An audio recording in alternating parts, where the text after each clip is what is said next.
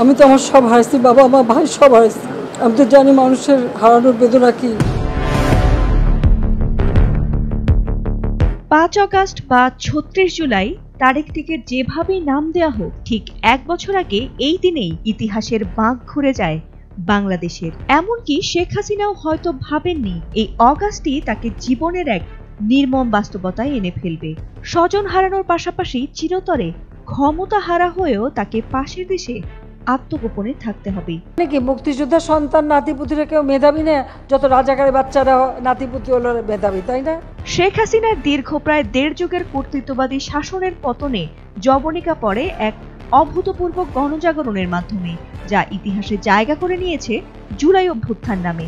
এই দিনে স্বৈরাচারের বিরুদ্ধে ছাত্র জনতার তীব্র আন্দোলন ও আত্মদানের মধ্য দিয়ে সূচিত হয়েছিল একটি নতুন যুগের গণতন্ত্রের পুনর্জাগরণের। শেষ রক্তবন্ধু পর্যন্ত এই লড়াই সবাই চালিয়ে যেতে হবে। 5 আগস্ট বা 36 জুলাইয়ের এই দিন আজ পালিত হচ্ছে রাষ্ট্রীয় মর্যাদায়। অন্তর্বর্তী সরকারের পক্ষ থেকে রাষ্ট্রীয় ছুটি ঘোষণা করা হয়েছে। দেশের সব ধর্মীয় উপাসনালয়ে প্রার্থনার আয়োজন করা হয়েছে। শহীদদের স্মরণে চলছে নানা আয়োজন। জাতীয় সংসদের দক্ষিণ প্লাজায় জুলাই ঘোষণাপত্র পাঠ করবেন অন্তর্বর্তী সরকারের প্রধান উপদেষ্টা ডক্টর মোহাম্মদ ইউনূস। দিনব্যাপী 36 জুলাই উদযাপনের অংশ হিসেবে এদিন বিকেল 5টায় এই ঘোষণাপত্র উপস্থাপন করা হবে। কোন মন্তব্যে আসলে শেখ হাসিনার রাজত্বের কফিনে শেষ পেরেক ঠুকে দিয়েছিল? তার কোন ভুলেই বা জন্ম হয়েছিল 36 জুলাইয়ের নতুন বাংলাদেশের? 14 জুলাই কোটা আন্দোলনকারীদের উদ্দেশ্যে হঠাৎ নিজের অহংকার জাহির করে হাসিনা বলেছিলেন, কোটা মুক্তিযোদ্ধার নাতিপুতিরা পাবে না তো কি রাজাকারের নাতিপুতিরা পাবে?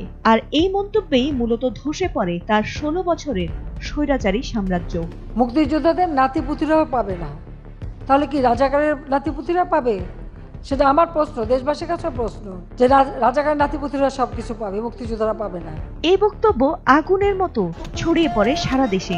আমি রাজাকার ব্যানার ও স্লোগানে শুরু হয় প্রতিরোধের এক নতুন অধ্যায়। 18 জুলাই সে সময়কার আইসিটি প্রতিমন্ত্রী জুনাইদ আহমেদ পলকের হাত ধরে ইন্টারনেট ব্ল্যাকআউটে ক্ষোভ ছড়িয়ে পড়ে ছাত্র জনতার মাঝে, আর আশঙ্কা করা হয় গুম খুনের। এরপর সেই ছাত্র আন্দোলন রূপ নেয় গণ আন্দোলনে। ইন্টারনেট যে কানেকশন, সেই ফাইবার অপটিক্যাল কেবলগুলো রিডান্ডেন্সি সহ পুড়িয়ে দিয়েছে। একে একে শিক্ষক, অভিভাবক, সুশীল সমাজ, পেশাজীবী সংগঠন, এমনকি সরকারি চাকরিজীবীরাও যোগ দেন এই যাত্রায়। ফেসবুকের প্রোফাইল ছবি লাল করা, জাস্টিস ফর মার্চ আর দ্রোহযাত্রা সব একে একে ঢেউয়ের মতো আছড়ে পড়ে রাজনীতির অঙ্গনে। সরকারি চাকরিতে কোটা সংস্কারের দাবিতে শুরু হয়েছিল যে আন্দোলন, বছর ঘুরতে না ঘুরতেই তার রূপ নেয় এক প্রকার গণ অভ্যুত্থানে। হাইকোর্টের রায়ে কোটা বহালের পর শিক্ষার্থীদের ক্ষোভের বিস্ফোরণ ঘটে।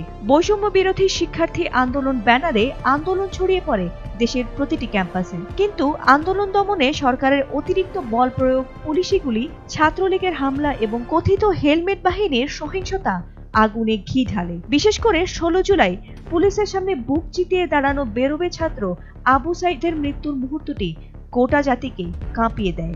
রক্তে রঞ্জিত হয় রাজপথ, গর্জে ওঠে পুরো দেশ।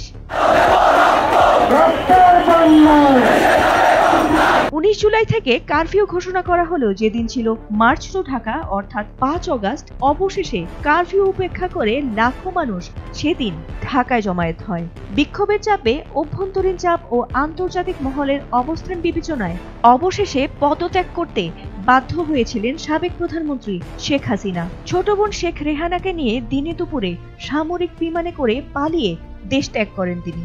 ইতিহাসে সূচনা হয় এক নতুন অধ্যায়ের। আজকের 36 জুলাই তাই শুধুমাত্র শেখ হাসিনার পতনের দিন নয়, এটি বাংলাদেশের নতুনভাবে জন্ম নেয়ার দিন। এটি গণতন্ত্রের প্রতিশ্রুতি রক্ষার দিন। দিনটি বুক চিতিয়ে দাঁড়ানো শহীদ আবু সাইদের বুকের রক্তে লেখা এমন এক কবিতা, যে কবিতায় দেশ আজ 36 জুলাই হয়ে জন্ম নিয়েছে নতুনভাবে। ফাতিমা সুলতানা, এটিএন বাংলা।